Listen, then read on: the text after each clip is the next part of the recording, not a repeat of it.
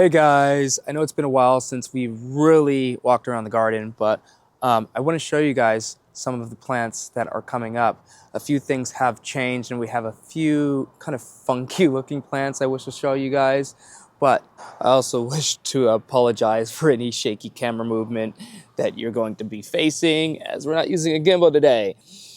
But I do have some plants that are coming up. I don't know if you can tell. Let's brighten that up for you. Can you see that there? These are the cyclamen or summer cyclamen, and they are making an emergence. So right now, they're not really doing too much except for producing some foliage. And then off to the side, I'm not sure if you guys could tell, but that's a mushroom. That is the wine cap mushrooms that we started, I want to say back in November. I could be incorrect. If I'm incorrect, I'll put it down. But lately, we've had mushrooms growing anywhere you see the lovely straw that kind of goes in and about. And I've seen so many. It's just they come and go, and the snails, they tend to eat them. Other than that, though, there are some anemones here that have yet to fade back. First year placing these in ground, or they're still in their first year. I think I put it in ground in autumn. Because I like to show you guys some of the Japanese maple trees. This is the Gable's Glory. Hard to tell the colors based on the lighting, but I'll try and show you guys this off. It's kind of a rincy bronzy color for the Gable's Glory, which has been transforming. It's going to go kind of more on the green side for summer, although I can't remember the color it was originally when we first opened up for spring. Okay, I have to step down here, and I'm trying to watch out because there are jack in the pulpit within the grounds here. So this is a very young jack in the pulpit, yet to flower, but I will show you guys one that is in flower. Let's go. So coming on into here, let's go first show you guys the jack in the pulpit real quick. It's pretty unique. Right over here, this is one of my favorites. It's a jack in the pulpit. I believe this is a Himalayan jack in the pulpit, so you can see just how quite large it is. It's quite beautiful too. Wonderful. Has these lovely foliages around. There are more jack in the pulpits, just they're in and about the garden. You can see inside this garden we have a ton of ferns. We've got lady fern in the background there. Not sure if you guys can tell. Maybe I got to get in closer for you to see it. So the lovely lady fern with the red stems. Beautiful. Now we've gotten this one from Mr. Maple. This is a, oh my God, Fothergilla Blue Shadow. Really contrasts well with some of the greenery here. So you can see it pokes out or sticks out like a sore thumb. I love it. Unfortunately, though, many of the spring flowers have faded away. We've had pinks, we've had blues, we've had so many, but they faded. So now we're in our foliar state where we have things like the, oh my, it's some of the common plants that I just forget the names to. And this one is really hurting me. This is called Gunnera, though. It took me a while. More of the braided daffodils. I love braiding daffodils so that they kind of hide within the foliage so we don't have to really see it until the coming spring once more. But coming back over here, you could see the Japanese maple tree is doing well. This is a Tamukiyama Japanese maple tree, the mountain maple. Quite lovely. It has some lighting or dappled lighting coming down from it as the Japanese maple tree, Katsura, is just above it. You can see all the glorious leaves here and there. Can't wait to see the fall colorations on these as well. But I do try to enjoy what we have now. As you can see, beautiful. Coming in here, there's a lot of lilies. I've taken some wonderful photos of the lilies, but these guys have just started to come in, you know, because things are starting to heat up. There's another type of lily back here. I can never remember the names to these lilies though. They're pretty, very pretty. See how giant the hosta is. If I can remember correctly, that hosta is, no, I can't remember correctly, but it was some sort of medium-sized hosta, and I do grow this one in different portions of the garden. If I can remember the name, I'll put it up. Coming down underneath some of the Japanese maple trees, you can see things like hepatica, and hepatica is so unique. It has some beautiful flowers in the springtime, except we get the greenery, and flowers don't last too long, but the greenery does. It's pretty much semi-evergreen. Coming around here, let's brighten it up for you, but these are tiarellas, and tiarellas, they do well here in my little woodland garden. They just show out, they kind of just have these beautiful design patterns on them, and they kind of spread like, I want to say strawberries, except for not as fast or as aggressive. This one's dying back. This is the little mouse. It had on some unique flowers, but the unique flowers have long gone by now. And then we've got some epimedium in the background there. Followed by trillium. So there are trillium in the mix. You just never know where they're at until they're flowering. It's more easy to spot them when they're flowering, at least in my opinion, or in my garden. Oh, can you believe that?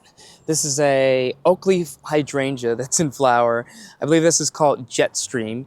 It's known for having a very red foliar color in the autumn time. Stepping back, you can really just see how glorious some of these plants are. And then look at the foxgloves. The foxgloves, they sway in the wind. I let these guys go to seed. They also cross-pollinate. And they get some unique colors when they cross-pollinate, as well as some unique spotted designery. So this one, when it was most vibrant, was unique. I didn't know what this came from, but I think it was a cross between the yellows and one of the pinks, just not sure.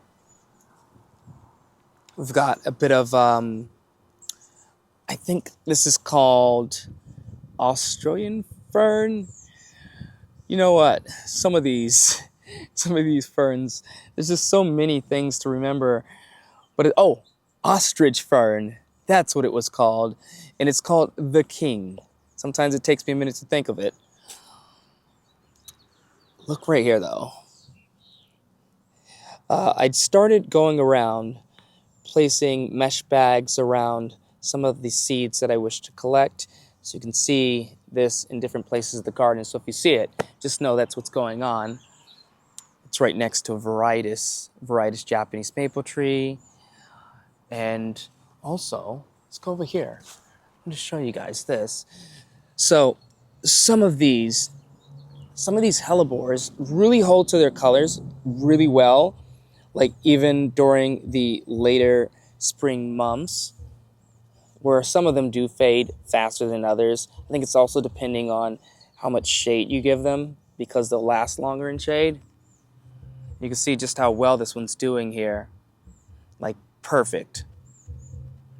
Grassy textures, along with broad leaf plants that are all amongst this area here. Matter of fact, it's getting closer because I see some anemones, as you can see, have dappled lighting covering. I've had this flamethrower wood bud for a minute now, and it's getting quite large, but I need to prune it up a little bit Because if I prune it up a little bit, I'll be able to see underneath it much easier. Some of these branches get quite long and lanky, and they hang down closer to the ground. Come in here a little bit. I'm stepping on a log to get to this plant, but this is a maiden fern, or maidenhair fern. Quite practical in its area. Loves some shade and will do really well here, or has done really well here, along with some of the other shade plants. By the way, that epimedium back there, one of my favorites. It's Epimedium Ruby Tuesday. The fall colors are exquisite on it. I have a Fairy Lights here. So this is a Fairy Lights Japanese maple tree.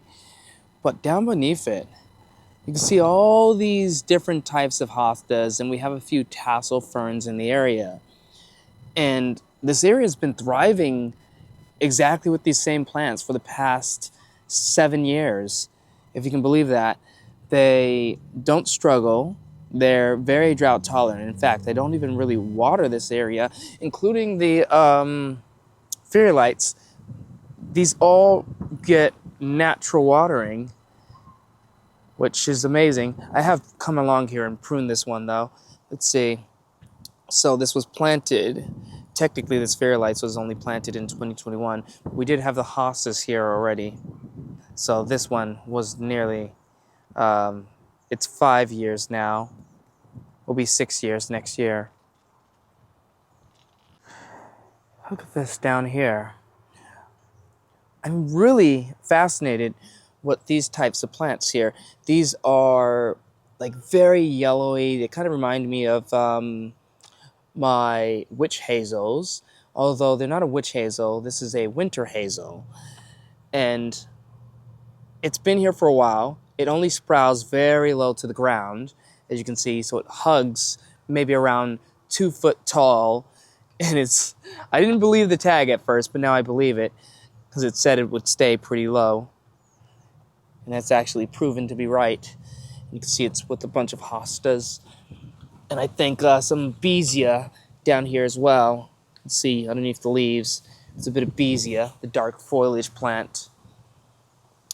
We've got the heuchera, or not heuchera, heuchera in the background. But we also have hellebores in the foreground. So the hellebore, and then the heuchera, which is the veiny plant in the back. It's been here drought tolerant. I think everything in this area is actually relatively drought tolerant. We've got the hostas, drought tolerant, the hellebores, and then the fern. Because it's in shade all day, it is drought tolerant. You can see a ghost fern hanging in here as well. And then another fern, this is a lady fern. I actually found this on the riverside, this lady fern, and I planted it in my garden. And then engulfed in the hostas is another beesia plant. Just look at those lovely, lovely heart-shaped foliages. I usually pick up a lot of heart-shaped plants. This thing's going to seed. We'll let it broadcast itself. This is the stem to a, what you call that? The cloud maple, or I can't exactly remember the specifics, but I believe that tree was called Ukigumo. But besides that, look at this. This is a mountain hydrangea. I plan on propagating this one this year. So some of the new growth, I'll just chop and then I'll collect and bring it in. Way to make more of them. I've already done it once and was very successful in the matter. See just how dark rich the area is. Okay, Ukigumo, you're in the way. Down below it, a lot of plants. A lot. But anyhow, this area brings so many shade-loving plants, mostly oak leaf hydrangeas and whatnot. And then my mesh bag looks like it's filled with seeds. Those are Fritillaria seeds. got a few plants in pots as well that need to get in ground.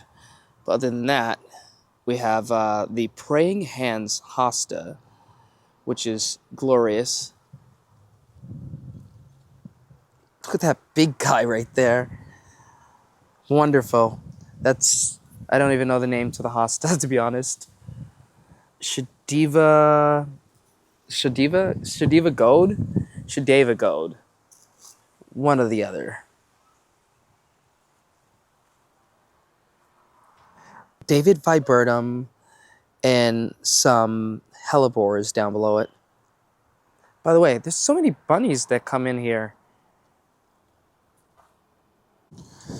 This autumn moon, I think, is getting kind of covered, at least in the base, with some weeds. I need to come in here and do some pulling. But it should be all right for now. In fact, I think this whole area just has mostly ferns and hostas. You'll probably get bored of it, so I don't know if I should really show this area, really. I want to say most of the fun plants tend to come up in winter as well as autumn and spring here in this garden. But you can see that I have a patch of deciduous elephant ear. It's not elephant ear, but they call it the elephant plant, I believe. But it's called, I believe, Virginia, but they also call it many other names like pig squeak because of the foliage. When you rub it together, I can't really make the sound, but it squeaks. Was thinking of adding some plants in here, like maybe a jack-in-a-pulpit, maybe in this blank area. There's just a lot of blank spaces, at least when it comes to summer. By the way, I am underneath another Japanese maple tree. This is Tobi Oshio Japanese maple. Quite lovely, it has beautiful branching I have been working on for quite some time. You can probably see just how much dappled lighting shade really comes through some of these areas. Kind of like waves around with the Japanese maple trees. But down below, we've got some hellebores, which one of the hellebores are just coming into bloom. So very late for the season, to be honest. I think it's placed way too close to a curly fries hosta. I decided to collect from this one right here. This is one of my favorite hellebores, and it has like a lovely pattern with some splotches, although you can't really see it now. But we're gonna collect the seeds and possibly make more of them. Felt like I really needed to show you guys this lovely rose that does grow in the dapple light. Oh, it's getting windy. Okay, it smells very fragrant, and it has tons and tons of blooms all over the thing. And we get back to more ferns and things. I think this garden needs an up on some kind of unusual plants, at least in this area. Because as you can see, so far, we just have some braided daffodils and things that used to be in this area, along with the sword ferns. And the same story goes for many of the areas around here. They need some more unusual plants, which I will be working on getting mixed into here for at least the summertime, you know, because it's not unusual, it's just greenery. One plant I will say is pretty unique right now is the Kubuyashi.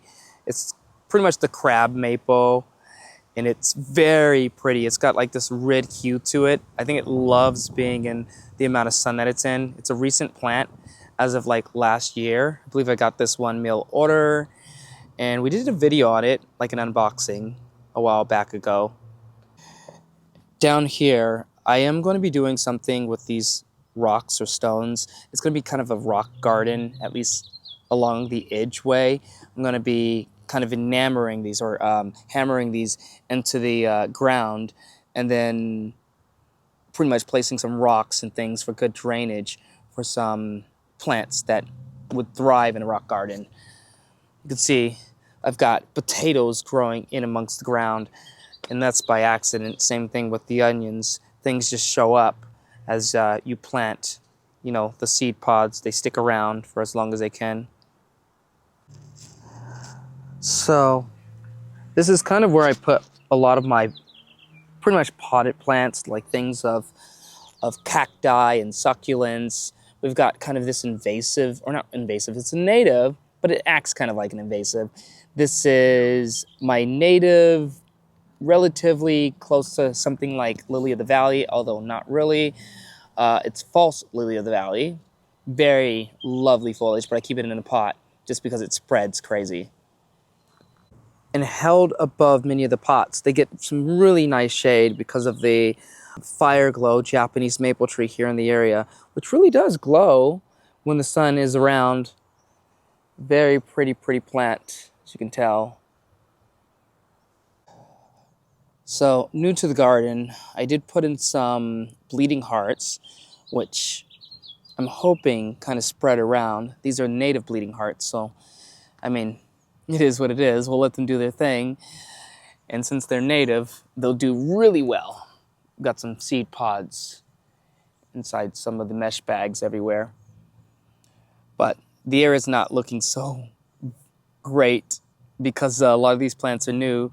Now, usually I don't try and water. I don't try and fertilize the new plants. I let them just limp along and gradually root around, and eventually the areas turn out great. I don't know how it happens. It just does, including some of these ferns. These ferns were put in ground last year. And again, we're not watering because I think these are in the area that they need to be in, but give them some time to kind of settle in, and eventually they'll look just like the other areas. It just takes time, guys. It really does. And this is another new plant that I put in ground last year. This is his first spring, first going to be summer or soon to be summer. This is Edgeworthia, and usually it's a good drought tolerant plant which can handle deep shade as well as some sun.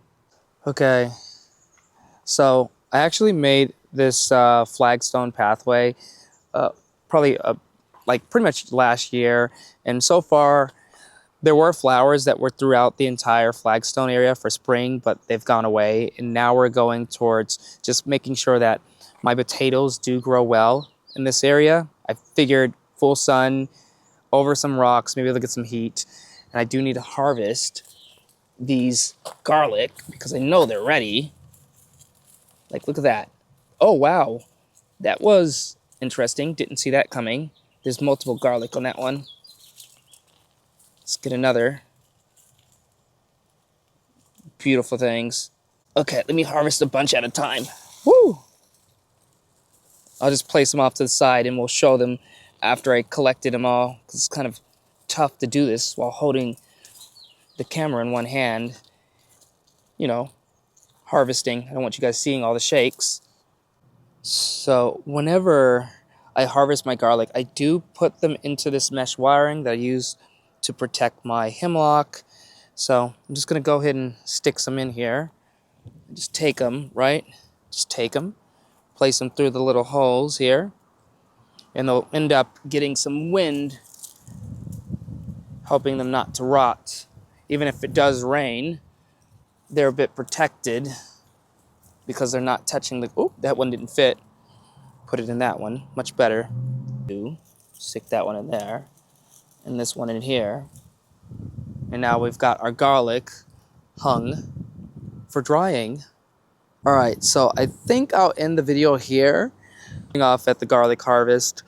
But in a few days, we may have a few flowers that are unique, or maybe in a couple weeks. I'm not exactly sure, but usually they show up around close to this time. Oh wow, the pink tree is just glowing back there. I don't know if you can see it. It's the lightly colored plant in the way background. Very pretty. But all right, guys,